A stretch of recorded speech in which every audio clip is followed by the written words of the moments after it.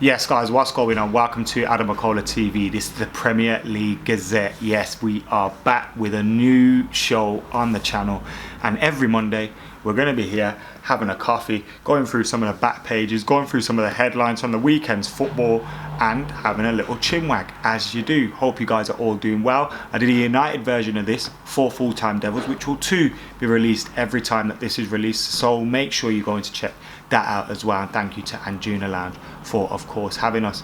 Now we're going to go through the headlines after the League Cup was won by Manchester City against Aston Villa.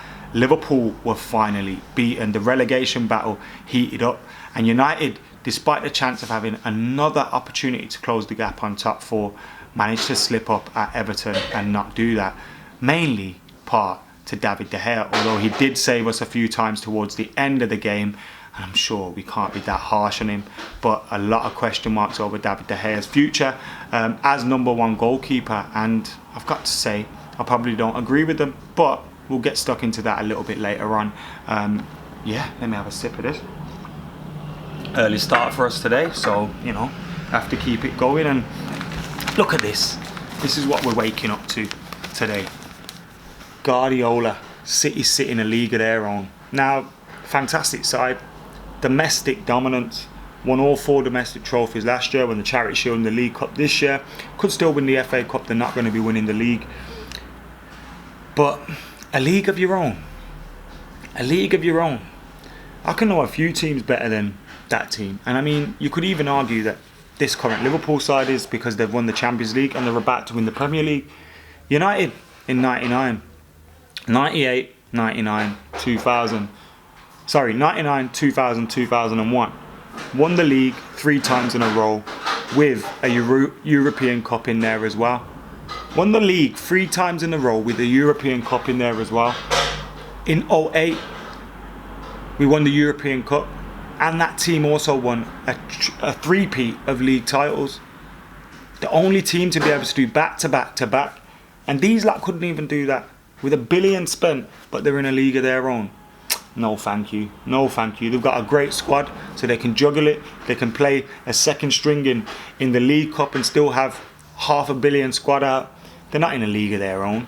They're not in a league of their own. It's that simple. They're nowhere near the great Manchester United sides until they win old big ears. Now they might go and do that this year, but they've not won the league. So can you do the double?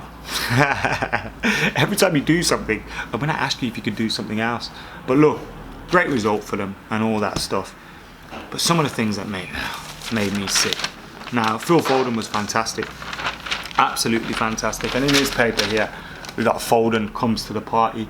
Now, he's played 10 games, 10 first team games or something like that, and I heard on the radio yesterday they were comparing him to Paul Gascoigne. Are you taking the piss? Are you taking the piss? Paul Gascoigne, Phil Foden, look, give him some time, let him settle, let him develop. But he's played 10 games. 10 games. 10 games. Great talent, yes. But 10 games. I don't hear anyone running around saying Mason Greenwood's the next Wayne Rooney. Or nothing like that. Because he's got 11, 12 goals this season. But Phil Foden's played 10 games in about 3-4 years, and all of a sudden he's the next Paul Gascoigne. And what was it they said on it? Who was it again? Stuart Pearce and Andy Townsend saying he's the best talent since Paul Gascoigne. Are you forgetting about Wayne Rooney? Frank Lampard, Steven Gerrard, Paul Scholes? You're forgetting about some of the greatest English players, and you're talking about Phil Foden. Have a day off. Couldn't lace 16-year-old Wayne Rooney's boots. Let's be real. He was the best of his generation at that time, and he was a different breed. Phil Foden will go on and have a great career, no doubt about it. Phil Foden's a fantastic talent, no doubt about it. But Paul Gascoigne, best English talent since Paul. Come on, have a day off. Also, Liverpool are ashamed that they've lost. Lovren apparently ashamed that they've lost. Ashamed, is he? He should be ashamed that Troy Deeney talking about bullying him on Sky Sports. I love Troy Deeney. Troy Deeney scored the 3rd goal as Liverpool were beaten finally after 44 games in the Premier League. An incredible run for the Scousers, and now they've been beaten by Watford, relegation zone Watford. And Arsenal didn't even play this weekend, and their fans have been celebrating. Arsenal fans are celebrating this weekend. They haven't even played a game just because Watford won a game. Can you believe the depths that Arsenal fans will go to? That Invincibles side weren't even invincible. United beat them. Inter Milan beat them.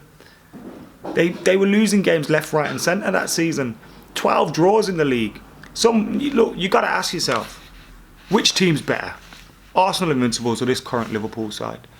Now, individually, I don't think many of the Liverpool players get into that Arsenal team. Van Dijk, yep. Maybe some of the wide players could come in for Ljungberg or Pires. But Ljungberg or Pires were fantastic players. But Bergkamp, Henry, I don't see anyone replacing them. Vieira, Petit, no one's replacing them. Like, I can't really see anywhere where any of their players get in. Maybe Robertson at the back. But is the Liverpool side better? Like I said, individually, no. But as a collective, they're going to win the league this year. Even if they've lost the game, they're going to win the league this year. They're going to pick up more points than that Invincibles side did. More points than many sides did. Would they beat the Invincibles in a one-off game? I don't know. I don't think so. Would many of the Liverpool players get into that Invincibles side? I don't think so. But are they a better team? They've won the Champions League. They've won the European Cup. Arsenal fans go on like that little mini Premier League thing is an extra trophy. It's not. It's to commemorate the achievement of being unbeaten. Alright, that's fine. But you weren't invincible that season. And you never won a European Cup with that side. Liverpool have. This team has. I can't stand him. Jordan Henderson's going to lift the Champions League in the Premier League, which is what Patrick Vieira didn't do at Arsenal. And for that, I'd have to put this Liverpool side ahead of them. Even though they're Invincibles, I don't think many players from this Liverpool side get into that. But as a team, they won the league and they won the Champions League. So you can't complain. You can't complain with what I've just said, to be honest, because they've got the marbles, unfortunately. Also, we've been seeing the relegation battle is absolutely heating up, isn't it, at the moment? I mean, Norwich beating Leicester. Obviously, we saw Bournemouth grab a point against Chelsea, which helped us. Newcastle drawing with Burnley, that kind of drags them into it, because if you're saying Norwich now could potentially save themselves, then surely you've got to say Newcastle could potentially get dragged into the relegation battle. So that's interesting. The relegation battle is really heating up, and Watford's win obviously does that. West Ham's win throws a spanner in the works, and Brighton, Aston Villa didn't play. They were in that obviously the League Cup final. Jack Grealish probably wants to win a trophy. Not going to win a trophy now, but don't worry, Jack can win plenty of them at Manchester United. Something I wanted to chat about was Wolves beating Spurs.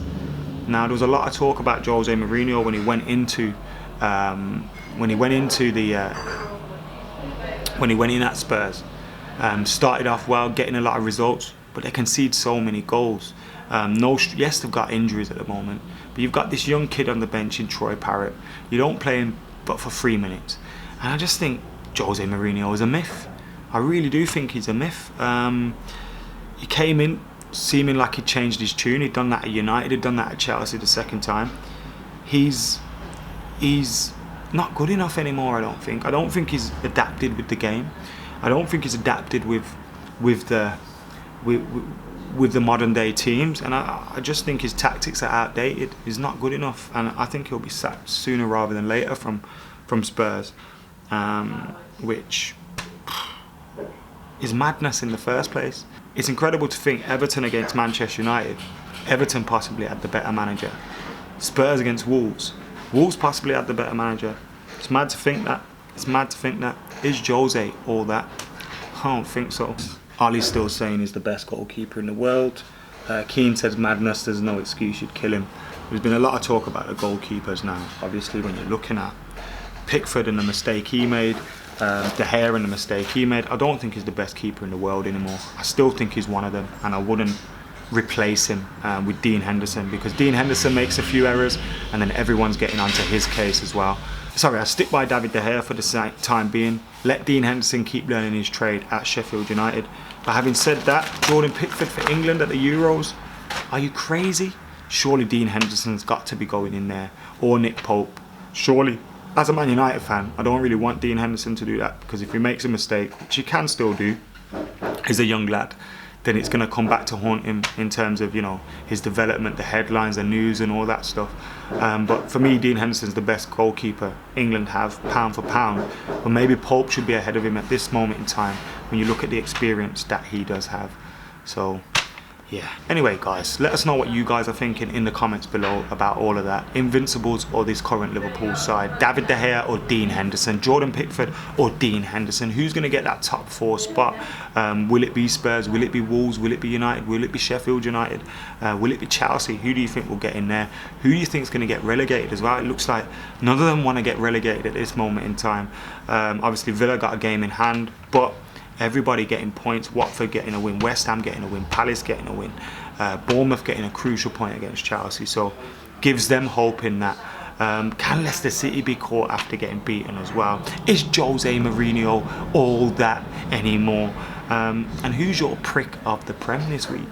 Who is your prick of the Prem this week? Let me think about mine. Has to be Sigurdsson for celebrating that goal. Surely has to be Sigurdsson. I could say David De Gea for costing United 2 points, but Sigurdsson knew he was offside. He knew he was interfering.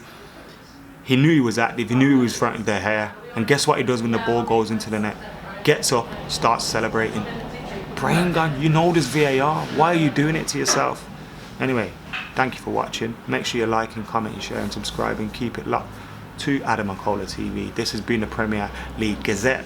For now, I'm out of there.